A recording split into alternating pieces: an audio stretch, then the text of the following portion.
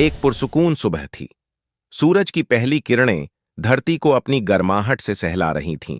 गांव की मिट्टी से उठती सौंधी खुशबू और पक्षियों की चहचहाहट वातावरण को एक अजीब सी ताजगी से भर रही थी।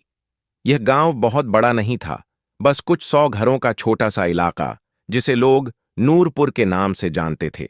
यहां ज्यादातर लोग खेती-बाड़ी करके गुजारा करते थे और एक दूसरे के सुख दुख में शरीक रहते थे। इसी गांव के किनारे बबूल के एक पुराने पेड़ की छांव के पास एक छोटी सी झोपड़ी थी।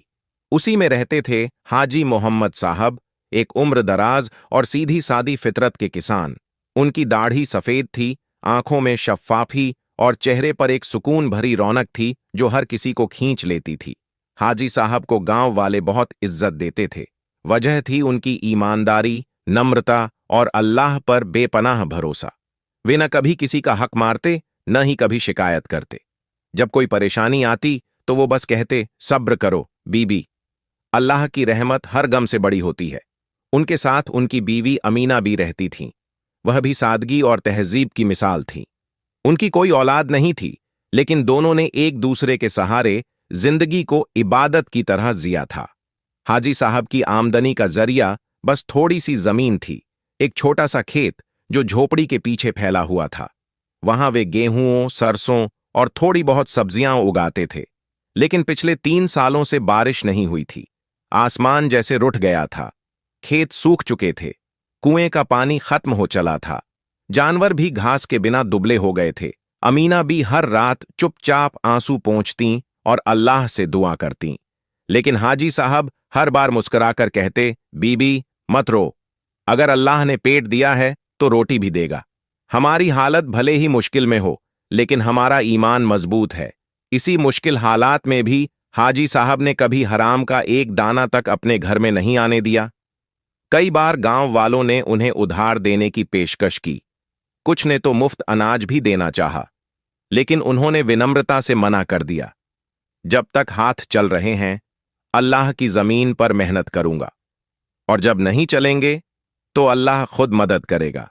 उनके इस जवाब में एक गहरा यकीन था, वो यकीन जो हर मोड़ पर उनके साथ चलता था। एक रात जब चूल्हा ठंडा था और पेट भूखा, अमीना बी ने हिम्मत करके पूछा, मियाँ, अब तो घर में अनाज का एक दाना नहीं बचा, क्या कल से हम भूखे रहेंगे? हाजी साहब ने गहरी सांस ली, आंखें बंद करके कुछ देर सोचते रहे, फिर बोले, कल सुबह शहर जाऊंगा, किसी के खेतों में मेहनत करूंगा, मजदूरी करूंगा। अगर अल्लाह ने चाहा तो कुछ रकम हाथ लगेगी।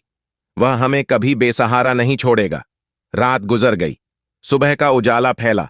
फज्र की नमाज के बाद हाजी साहब ने दुआ में हाथ उठाए, ऐ मेरे मालिक, मैं तेरे भरोसे निकल रहा हूं। तू ही मेरा रहनुमा है, तू ही मेरा रिज्क तय करने वाला है। उन्होंने एक पुराने कपड़े में 2 सूखी रोटियां बांधी, बीवी से अलविदा लिया और बिस्मिल्लाह कहकर निकल पड़े। कहां, किस मंजिल की तरफ, उन्हें खुद भी नहीं मालूम था, लेकिन दिल में एक यकीन था और वही उन्हें आगे बढ़ा रहा था। रास्ते में हवाओं में एक अजीब सी मिठास थी, जैसे कुदरत उनके साथ चल रही हो। दूर दूर तक खेत खाली थे, पेड़ सूखे, मगर आसमान धीरे धीरे बादलों से घिर रहा था। शायद रहमत आने वाली थी। हाजी मोहम्मद साहब पैदल ही शहर की ओर रवाना हुए। रास्ता लंबा था, कच्चा, धूल भरा और सुनसान। सिर पर फटा पुराना साफा, कंधे पर झोली में 2 सूखी रोटियां और हाथ में एक पुराना लाठी, लेकिन चेहरे पर एक तसल्ली थी। वो तसल्ली जो अल्लाह पर यकीन रखने वालों के चेहरे से कभी नहीं उतरती। करीब 2 कोस चलने के बाद वह एक नदी के किनारे पहुंचे। ये वही नदी थी जहां गांव वाले पानी भरते थे, वुजू करते थे और सफर पर निकलने से पहले कुछ पल रुककर दुआ मांगते थे। हाजी साहब ने वहीं एक पत्थर पर बैठकर वुजू किया, फिर आसमान की ओर देखा, हाथ उठाए और दुआ मांगी, ऐ मेरे रब, तू गवाह है, मैं तेरे भरोसे ही निकला हूं। मेरे हाथ खाली हैं, लेकिन दिल तेरा नाम लिए हुए भरा है। तू ही मेरी रोजी का मालिक है। दुआ के बाद जैसे ही उन्होंने अपने चेहरे पर पानी मारा, उनकी नजर नदी के किनारे पड़े एक अजीब से चीज पर पड़ी। वो एक घड़ा था, टूटा हुआ, फटा फूटा और धूप में झुलसा हुआ। अधिकतर लोग ऐसे मटके को बेकार समझकर छोड़ देते, लेकिन हाजी साहब की नजरें सिर्फ चीजों की बाहरी हालत नहीं देखती थीं, वो उसकी अंदर की काबिलियत को पहचानती थीं। उन्होंने पास जाकर घड़े को उठाया। उसकी एक साइड फटी हुई थी, जिससे पानी लगातार टपक रहा था। उन्होंने उसे उलट पलट कर देखा और खुद से बोले, यह घड़ा टूटा जरूर है, मगर बेकार नहीं। अगर इसे ठीक किया जाए या सोच के साथ इस्तेमाल किया जाए तो किसी गरीब के बड़े काम आ सकता है। उन्होंने वह मटका उठाया और अपनी लाठी के साथ उसे बांध लिया ताकि चलते हुए संभाल सकें। यही एक मामूली सा फैसला जो आने वाले वक्त में उनकी तकदीर को मोड़ देगा। चलते चलते दोपहर हो चली थी। सूरज अब सिर के ऊपर था, गर्मी तेज थी, लेकिन हाजी साहब का हौसला ठंडा था। रास्ते में उन्हें एक बूढ़ा आदमी मिला। वह एक पेड़ के नीचे बैठा था। सांसें तेज चल रही थीं और पसीना उसकी सफेद दाढ़ी को भिगो चुका था। उसके पास एक छोटा सा बोरा था। हाजी साहब उसके पास गए और बोले, सलाम अलैकुम बाबा, क्या हाल है? थके हुए लगते हो। बूढ़े आदमी ने मुस्कुराकर जवाब दिया, वलैकुम सलाम। हाँ बेटा, शहर की तरफ जा रहा हूं, लेकिन टांगें अब साथ नहीं दे रहीं। हाजी साहब ने बिना देर किए कहा, अगर इजाजत दो तो मैं तुम्हारा बोरा उठा लेता हूं। हम साथ साथ चलेंगे। बूढ़े की आंखों में एक चमक आ गई। उसने सर हिलाया और बोला, बेटा, तुम तो फरिश्ते जैसे हो। हाजी साहब ने उसका बोरा उठाया, अपने टूटे घड़े को संभाला और दोनों साथ साथ आगे बढ़ने लगे। रास्ते में बूढ़े ने उनसे पूछा, तुम्हारे हाथ में यह टूटा हुआ घड़ा क्यों है? हाजी साहब हंसे और बोले, रास्ते में पड़ा था, सबने छोड़ा हुआ था। मुझे लगा अगर इसे ठीक कर लिया जाए तो कोई गरीब इसका इस्तेमाल कर सकता है। वैसे भी अल्लाह की बनाई हर चीज में कुछ न कुछ भलाई जरूर होती है। बूढ़ा आदमी उनकी बात सुनकर कुछ पल के लिए चुप हो गया। फिर बोला, कितनी अजीब बात है। इस जमाने में जहां लोग नफे नुकसान के बिना कोई चीज नहीं उठाते, तुम एक टूटे घड़े को सिर्फ इस सोच के साथ उठा लाए कि किसी के काम आ जाए। हाजी साहब मुस्कुरा दिए। उनके लिए यह सब कुछ नया नहीं था। उनका ईमान, उनका किरदार ही ऐसा था। कुछ ही घंटों में वे दोनों शहर के नजदीक पहुंच गए। रास्ते में एक जगह बूढ़े आदमी ने रुककर कहा, भाई, तुमने मेरी बहुत मदद की। मैं तुम्हें खाली हाथ नहीं जाने दूंगा। मैं इस शहर के बाजार में एक पुरानी दुकान चलाता हूं। यह उसका पता है। अगर कभी जरूरत पड़े तो जरूर आना। हाजी साहब ने शिष्टता से मना किया, मगर बूढ़े ने जोर देकर पर्ची थमा दी।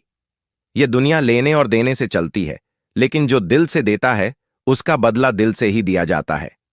इतना कहकर वो चला गया। हाजी साहब कुछ देर वहां खड़े रहे। उन्होंने आसमान की तरफ देखा और अपने दिल में कहा, या अल्लाह, ये कोई इत्तेफाक नहीं हो सकता।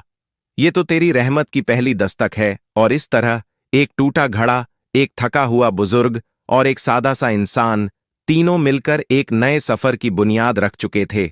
शहर की गलियां शोरगुल से भरी थीं। हर ओर आवाजें, ठेले, दुकानों की पुकार और तेज कदमों की चहलकदमी थी। हाजी मोहम्मद साहब जैसे साधे और बूढ़े आदमी के लिए यह माहौल कुछ भारी था, लेकिन उनके इरादे अब भी मजबूत थे। उन्होंने सोचा, कहीं न कहीं तो काम मिलेगा। अल्लाह की जमीन बहुत बड़ी है और उसका फजल उससे भी ज्यादा। वो उस चौराहे की ओर बढ़े जहां मजदूर हर सुबह जमा होते थे, उम्मीद में कि कोई आकर उन्हें रोजगार दे जाएगा। वहां उन्होंने भी अपने घुटनों को सीधा किया, लाठी एक ओर टिकाई, टूटा घड़ा पास में रखा और खड़े हो गए। कुछ ही देर में एक व्यापारी आया। गठीला शरीर, लाल साफा, आंखों में दौलत का घमंड। वो एक एक मजदूर को देखता हुआ चल रहा था। जब हाजी साहब के पास पहुंचा तो ठिठका, बुजुर्ग हो, क्या काम कर सकोगे? उसने तिरस्कार से पूछा। हाजी साहब ने आदब से जवाब दिया, मेहनत में कोई उम्र नहीं होती हुजूर। नियत हो तो पत्थर भी उठाया जा सकता है। लेकिन व्यापारी हंस पड़ा, हमें जवान हाथ चाहिए जो जल्दी से काम खत्म करें। तुम्हारे जैसे बूढ़े से क्या होगा? और वो आगे बढ़ गया। एक और दुकानदार आया, फिर एक तीसरा। सभी ने उन्हें देखकर मुंह फेर लिया। सूरज सिर से नीचे सरकने लगा और उनके माथे का पसीना धीरे धीरे गर्दन तक बहने लगा। भूख पेट में गूंजने लगी और पैर थकने लगे, लेकिन उन्होंने हार नहीं मानी। एक पेड़ की छांव में जाकर बैठ गए, टूटा घड़ा पास में रखा और आसमान की ओर देखा। या रब, तेरी रहमत के साए में आया हूं, जरूर कोई रास्ता दिखेगा। उसी वक्त उनकी नजर एक ओर गई। सड़क के उस पार एक बुजुर्ग फूल वाला था जो गमलों में पानी डाल रहा था। उसके हाथों में एक भारी सींची थी जिससे वह फूलों को नहलाता जा रहा था। उसके चेहरे पर सुकून था, लेकिन साथ ही थकान भी साफ झलक रही थी।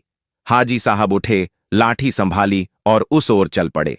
सलाम वालेकुम भाई साहब, मैं एक मजदूर हूं, अगर आपको कोई मदद चाहिए हो तो बताइए। फूल वाले ने उन्हें देखा। एक बूढ़ा, झुका हुआ शरीर, लेकिन आंखों में गहराई और चेहरे पर भरोसे की चमक। उसने पूछा, तुम्हारे हाथ में ये टूटा घड़ा क्यों है? हाजी साहब ने मुस्कुराकर जवाब दिया, रास्ते में पड़ा मिला था, सोचा शायद किसी काम आ जाए। टूटा है, मगर बिल्कुल बेकार नहीं। फूल वाले ने कुछ पल सोचा, फिर पास बैठकर घड़े को देखा। उसमें से धीरे धीरे पानी की बूंदें जमीन पर गिर रही थीं। ये तो पानी टपका रहा है, इससे तो कुछ काम नहीं होगा। हाजी साहब ने घड़ा उल्टा करके दिखाया और कहा, देखिए हुजूर, ये घड़ा अगर किसी गमले या पौधे के पास रख दिया जाए तो इसकी बूंद बूंद मिट्टी को नमी देती रहेगी। ज्यादा पानी एक साथ देना नुकसान करता है, लेकिन धीरे धीरे टपकता पानी जरूर असर करता है। फूल वाले की आंखों में चमक आ गई। अरे, तुम तो समझदार आदमी हो। मेरी बगिया में एक कोना है जहां कुछ भी नहीं उगता। मिट्टी सख्त है और पौधे मुरझा जाते हैं। शायद यह तरीका वहां काम कर जाए। हाजी साहब ने उसी वक्त घड़े को उठाया और बगिया के उस कोने में जाकर रख दिया। उसके नीचे एक छोटा गड्ढा खोदकर उसे कुछ गहराई में टिकाया और कहा, अब यह बूंद बूंद पानी देता रहेगा। मिट्टी धीरे धीरे नरम होगी और पौधे जमीन पकड़ सकेंगे। फूल वाले ने हैरानी से उन्हें देखा। कितने बड़े बागवान हो तुम? हाजी साहब ने विनम्रता से कहा, मैं तो बस एक किसान हूं जो अपने रब पर यकीन रखता है। वहीं पर पहली बार फूल वाले ने उन्हें काम की पेशकश की। अगर तुम बगिया की देखभाल कर सको तो मैं तुम्हें रोज 2 वक्त की रोटी और कुछ मेहनताना दूंगा। हाजी साहब की आंखों में चमक आ गई। उन्होंने अल्लाह का शुक्र अदा किया और कहा, मुझे सिर्फ मेहनत का मौका चाहिए, बदले में मैं बगिया को जान से सींच दूंगा। और इसी के साथ हाजी मोहम्मद साहब की किस्मत के बीज उस बंजर कोने में उम्मीद की पहली कोपल के साथ बो दिए गए। इसमें हम देखेंगे कि कैसे वह बंजर कोना फिर से जिंदा होता है और किस तरह एक साधारण किसान की सलाह शहर भर में चर्चा का विषय बन जाती है। सुबह की हल्की रोशनी बगिया की पत्तियों पर फैल रही थी। ओस की बूंदें फूलों पर मोती जैसी चमक रही थीं। लेकिन बगिया का एक कोना अब भी सूना था। वो कोना जहां कुछ भी नहीं उगता था। वही जगह जहां हाजी मोहम्मद साहब ने टूटा घड़ा रखा था। हर सुबह वह पहले उसी कोने में जाते, घड़े में ताजा पानी भरते और उसे धीरे से उस जगह पर ठिकाकर छोड़ देते ताकि वह बूंद बूंद नमी उस कठोर मिट्टी में भर सके। हफ्तों बीत गए। फूल वाला खुद हैरान था। उस कोने में जहां पहले केवल सूखी दरारें और मुरझाई घास थीं, वहां अब मिट्टी थोड़ी मुलायम होने लगी थी। एक दिन उसने देखा कि वहां एक नन्हा सा अंकुर उग आया है, बिल्कुल हरा, नाजुक, लेकिन जिंदा। ये कैसे हो गया? उसने पूछा। हाजी मोहम्मद साहब मुस्कुराए। जब सब्र और लगातार मेहनत मिल जाए तो सबसे सख्त जमीन भी दिल बन जाती है। अब फूल वाले की नजर बदल चुकी थी। वो हाजी साहब को सिर्फ एक मजदूर नहीं, बल्कि एक बाग का हकीम समझने लगा। धीरे धीरे हाजी साहब को बगिया की पूरी देखरेख सौंप दी गई। कौन से पौधे को कब पानी चाहिए, कौन सी मिट्टी में क्या उग सकता है और कैसे हर मौसम में फूल खिले रहें, यह सब वह अपनी समझदारी और अनुभव से करते। एक दिन शहर के एक अमीर नवाब की सवारी उस बगिया से गुजरी। नवाब की नजर अचानक उसी कोने पर पड़ी जहां पहले सूखा और वीराना था। अब वहां रंग बिरंगे फूल मुस्कुरा रहे थे। मिट्टी नर्म, हवा महकती और हर पौधा जैसे साज में सुर मिला रहा हो। नवाब ने रुककर पूछा, यह कोना तो हमेशा बेकार पड़ा रहता था, अब इसमें ऐसा क्या किया गया? फूल वाले ने गर्व से कहा, यह उस बुजुर्ग की देन है जनाब, हाजी मोहम्मद साहब की। नवाब ने उन्हें बुलवाया। हाजी साहब सादा कपड़ों में, लाठी पकड़े हुए, सिर झुकाए आए। नवाब ने उनकी ओर देखा और पूछा, तुमने यह करिश्मा कैसे किया? हाजी साहब ने सिर्फ इतना कहा, मैंने मिट्टी से बात की जनाब। और जब उसे इज्जत दी तो उसने भी जवाब दिया। नवाब हक्का बक्का रह गया। उसने कहा, मुझे तुम्हारी जरूरत है। मेरे महल के बाग में भी एक हिस्सा ऐसा ही है, सूखा, बेजान और बेरंग। अगर तुम वहां जान डाल सको तो तुम्हें मेरे यहां मुंह मांगा इनाम मिलेगा। हाजी साहब ने सिर झुकाकर कहा, मैं इनाम नहीं चाहता जनाब। अगर मिट्टी जिंदा हो जाए और किसी को सुकून मिले, वही मेरी असली कमाई है। और इस तरह एक टूटा घड़ा और एक बुजुर्ग किसान शहर के अमीरों की नजरों में आ गए। लेकिन न घमंड आया, न रफ्तार बदली। वो अब भी हर सुबह सूरज से पहले उठते, अपने घड़े को भरते और बगिया में फूलों से बात करते।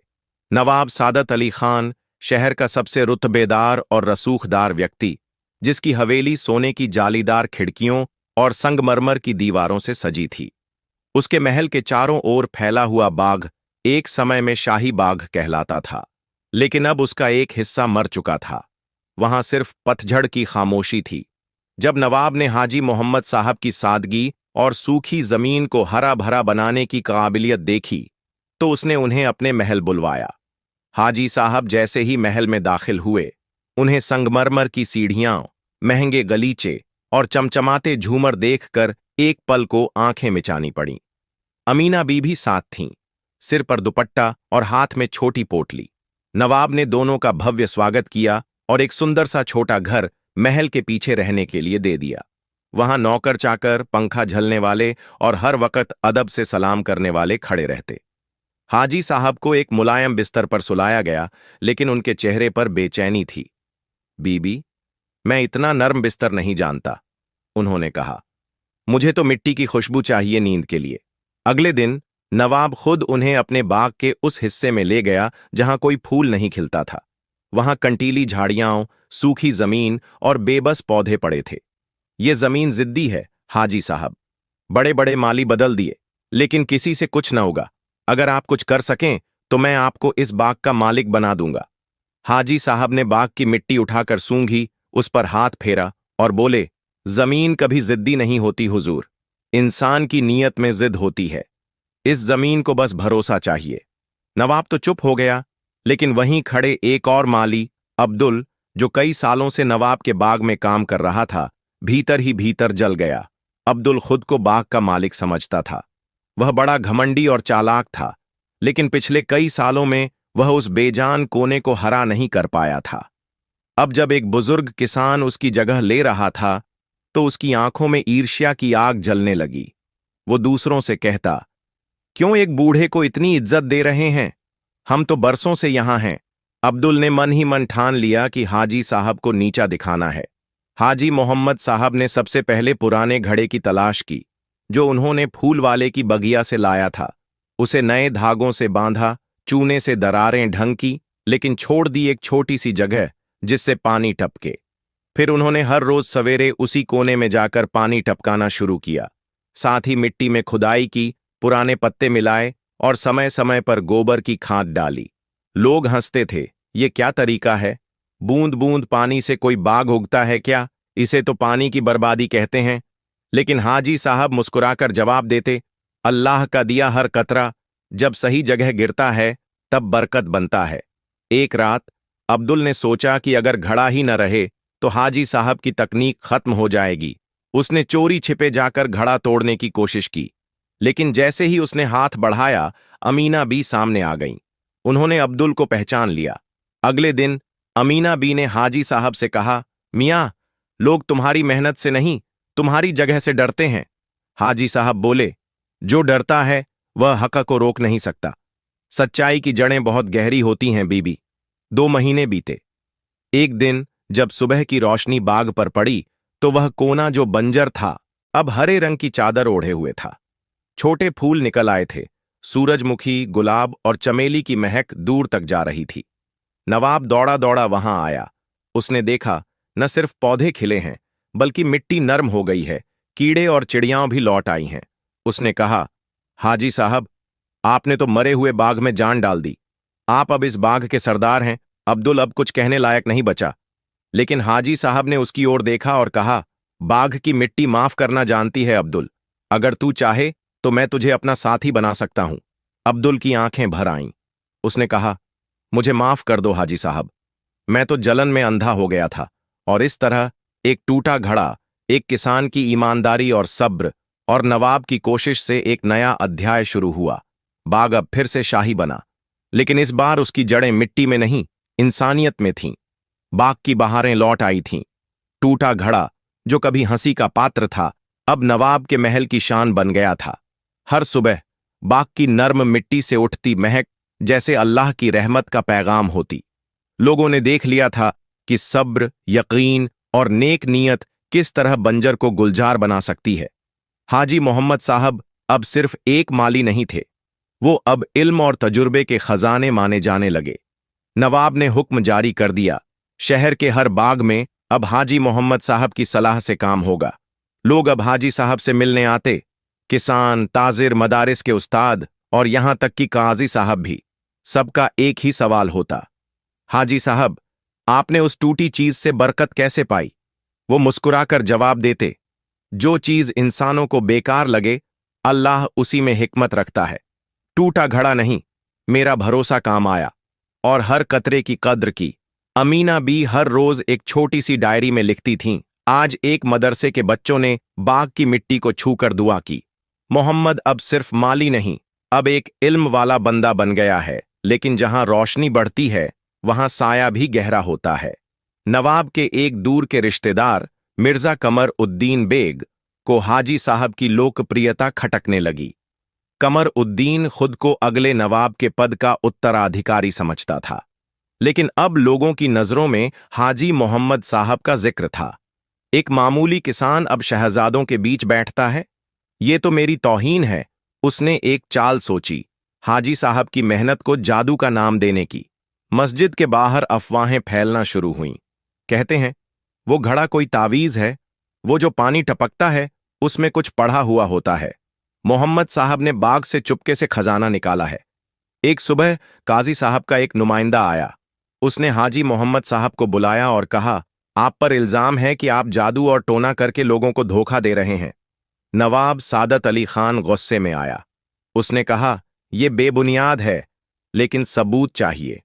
हाजी साहब मुस्कुराए और बोले, हक को सफाई की जरूरत नहीं, लेकिन सब्र की जरूरत होती है।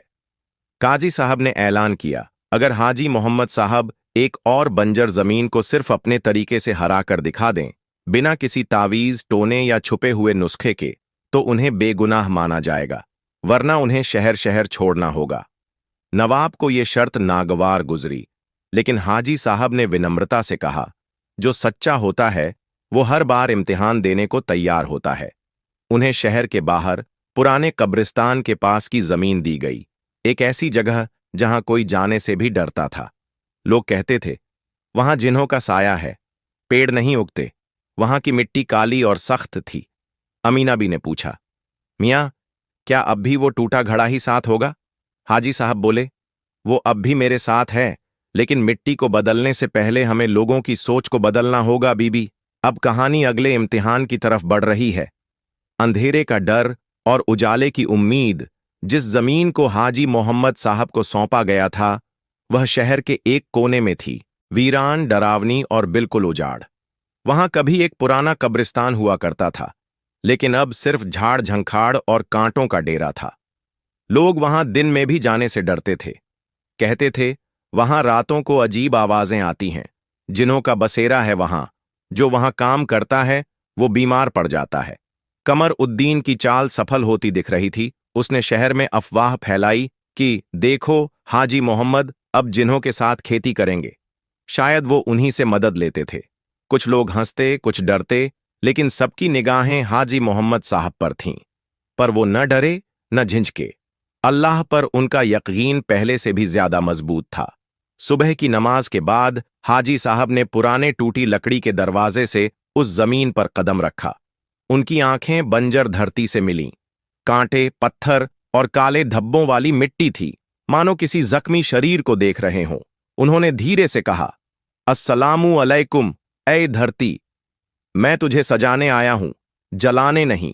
और फिर आसमान की ओर देखा, ऐ मेरे रब, जिस धरती को सबने छोड़ दिया, मैं उसी को तेरे नाम पर संवारने आया हूं। उनके हाथ में सिर्फ 3 चीजें थीं, उनका पुराना टूटा घड़ा, एक छोटी फावड़ा और ढेर सारा सब्र। पहले हफ्ते में उन्होंने जमीन से कांटे साफ किए, दूसरे हफ्ते में पत्थर निकाले, तीसरे हफ्ते में मिट्टी को पानी से मुलायम किया। रोज वही टूटा घड़ा लेकर लोग दूर से देखते और मजाक उड़ाते, अरे देखो, ये बूढ़ा अभी भी पानी टपका रहा है टूटी हांडी से। भूत नहीं डराएंगे इसे। इसे देखो, जैसे बंजर जमीन में गुलाब उगाएगा। लेकिन किसी को नहीं पता था कि हर रात अमीना भी उसके कपड़े धोती थीं, जिनमें कांटों के निशान होते। हर सुबह हाजी साहब उसी टूटे घड़े में पानी भरकर लाते, अपने हाथों में छाले लिए।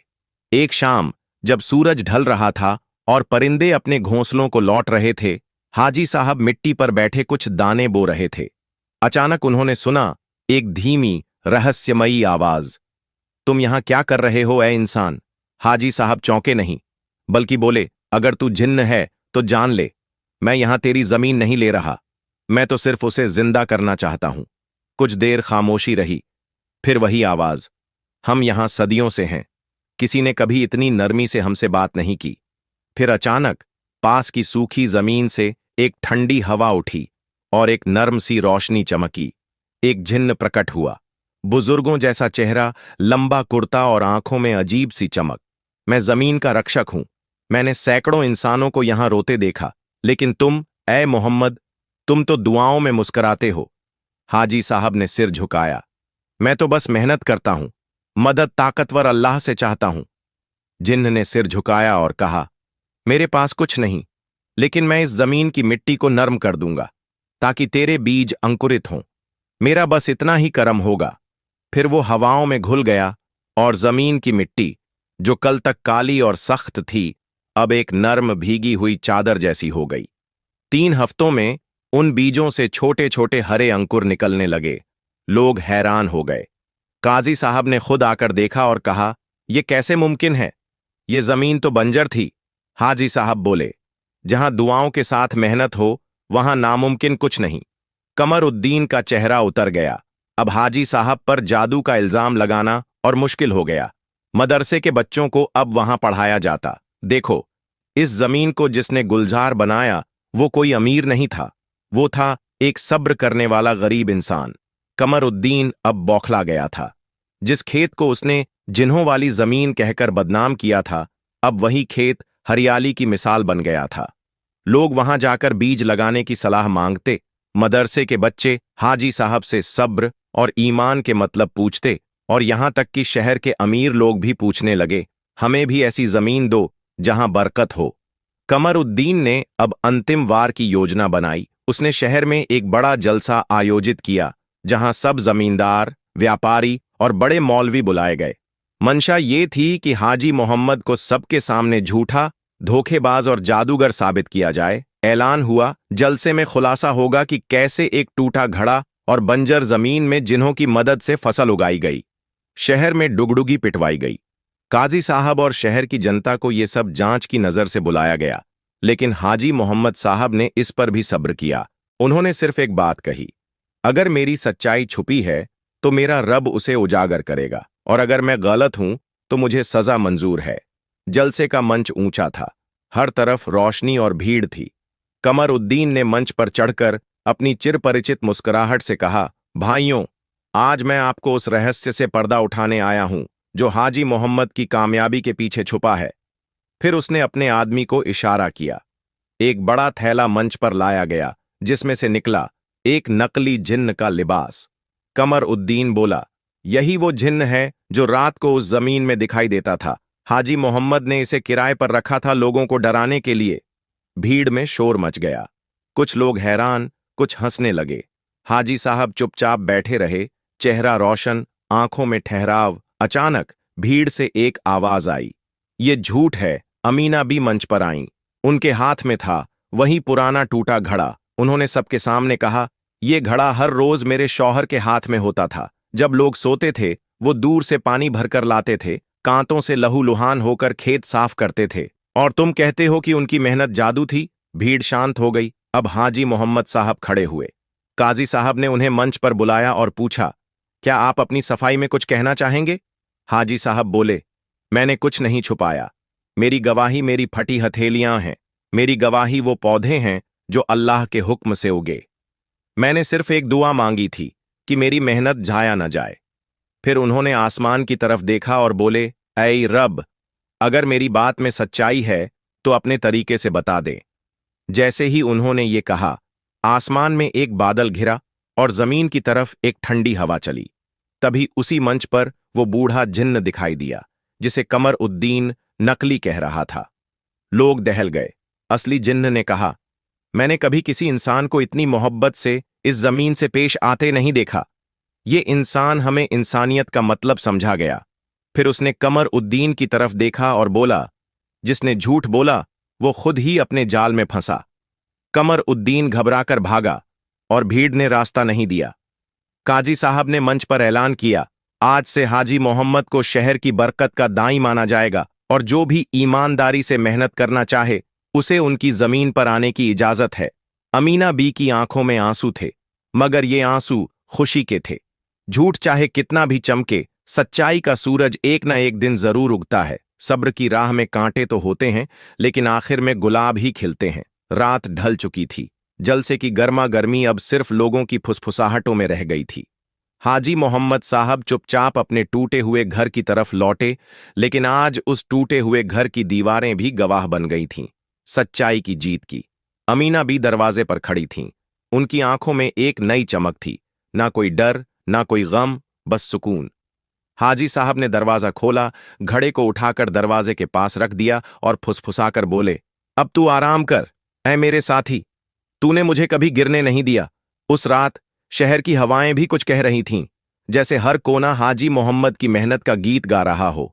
सुबह की अजान फिजाओं में गूंज रही थी जब पहली किरणें हाजी साहब के खेतों पर पड़ीं।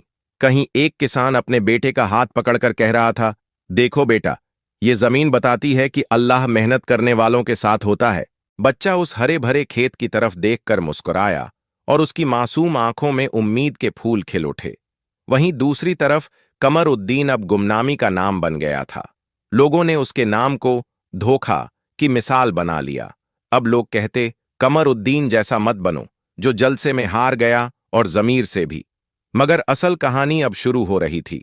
हाजी मोहम्मद साहब का खेत अब सिर्फ खेती का जरिया नहीं रहा, बल्कि ये बन गया था एक सबक की जमीन। हर शुक्रवार को लोग वहां जमा होते। कोई बीज लेकर आता, कोई पानी, कोई सिर्फ दुआ, और हाजी साहब उन्हें सिखाते, जमीन भी एक अमानत है, जैसे दिल, अगर तुम उसे सच्चाई से सींचो तो उसमें सिर्फ बरकत ही बरकत उगती है। एक दिन एक नौजवान वहां आया, फटे पुराने कपड़े मगर आंखों में चमक। वो झुककर बोला, हाजी साहब, मैंने बहुत गुनाह किए हैं, क्या मैं भी इस जमीन पर काम कर सकता हूं? हाजी साहब मुस्कराए। उन्होंने अपनी मिट्टी सनी हथेली उसकी ओर बढ़ाई और कहा, जिस मिट्टी ने मुझे बदला वो तुझे भी बदलेगी, बस तू सच्चा हो जा, बाकी रब सब देखता है। वो खेत अब एक मदरसा बन गया था, जहां तालीम सिर्फ किताबों से नहीं, बल्कि हर पौधे, हर बूंद, हर कतरे से दी जाती थी। अमीना भी वहां बच्चों को खाना खिलाती और हाजी साहब उन्हें दुआ सिखाते, या रब, हमें मेहनत से मोहब्बत करना सिखा और हमारी पेशानी को कभी गुरूर से न झुकाना। कहानी की हवाओं ने अब एक नया रुख ले लिया था। एक टूटा घड़ा अब लोगों को सब्र का मतलब सिखा रहा था और एक बंजर जमीन अब हर साल फल फूल से लबरेज थी। मगर जो सबसे बड़ा बदलाव आया था वो था लोगों का दिल। अब शहर में कोई मजदूरी को नीचा नहीं समझता, कोई भीगते हुए बीज बोने वाले को पागल नहीं कहता, और जब भी कोई नई फसल उगती लोग कहते, ये सिर्फ खेत की नहीं, ये तो हक की फसल है। सूरज की पहली किरणें जब गांव की जमीन पर पड़ीं तो हर कण ने जैसे एक नई सुबह का इस्तकबाल किया। हवा में वो खुशबू घुली हुई थी जो मेहनत की मिट्टी और उम्मीद के पसीने से आती है।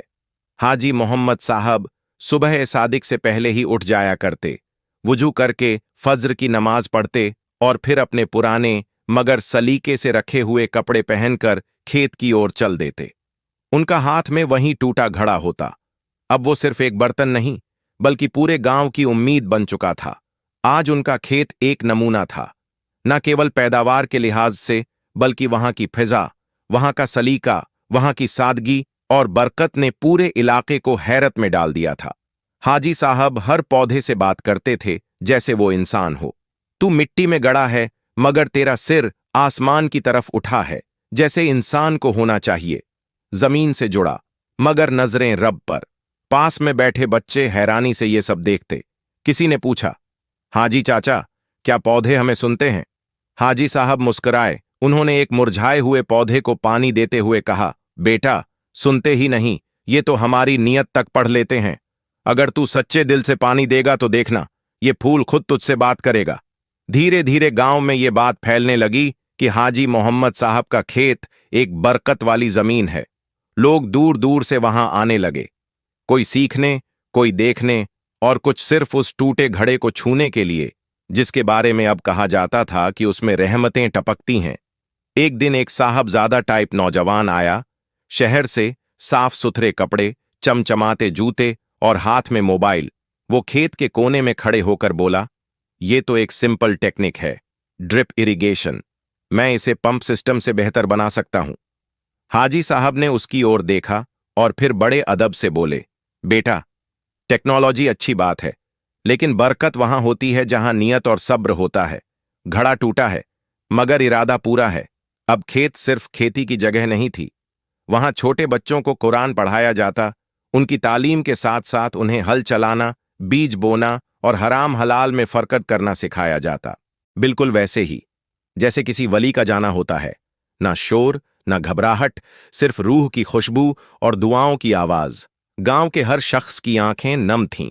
मस्जिद से लेकर खेत तक हर जगह सिर्फ एक ही बात, हाजी साहब नहीं रहे, मगर उनकी रूह हर उस चीज में जिंदा है जो सच्चाई, मेहनत और ईमान से बनी है। घड़े पर उग आया फूल कब्र के पास उस टूटा हुआ घड़ा अब भी रखा है, और लोगों ने देखा कि एक दिन उसमें से एक छोटा सा फूल उग आया। ना कोई बीज डाला गया, ना कोई मिट्टी बदली गई, फिर भी वहां से एक खुशबू आने लगी। लोग कहते हैं वो फूल हाजी साहब की दुआओं का है, और ये टूटा घड़ा अब सच्चाई का मयार बन चुका है। कहानी खत्म नहीं हुई, क्योंकि आज भी जब कोई इंसान थक कर टूटने लगे तो कोई न कोई कह देता है, टूटना गुनाह नहीं। अगर तुम टूटा घड़ा बन जाओ और फिर भी किसी को सुकून दे सको